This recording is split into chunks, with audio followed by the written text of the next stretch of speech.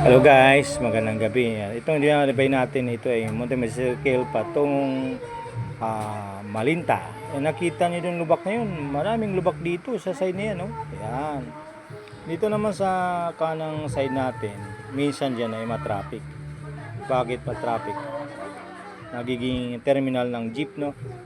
Diyan kasi ang, ayaw ko, dyan ba nila nilagay yung sakayan? Ito, delikado din to guys. Ilang ano to, ito, yan sa kanang side. Yan ay palusot dyan. May tatawid, may maglalakad, may motor, may sasakyan dyan dadaan. Dito naman sa left side natin, dito sa left side yung sa unang sakyan, yan, open area yun. Yan, maraming lumulusot din dyan. Na hindi natin maano na dapat lagyan nila ng restriction. Kasi marami nangyayari dyan eh.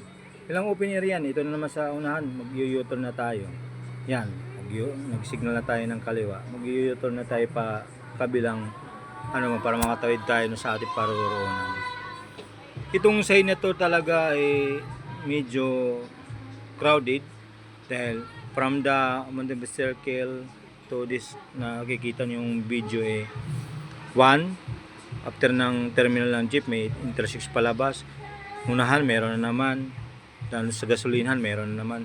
Dito naman sa kaliwang side 1, 2, 3 tatlong open area dyan na hindi natin masabi na safe lagi kung mabilis tayong papatakbo. Dapat dito ang takbo lang natin alalay lang.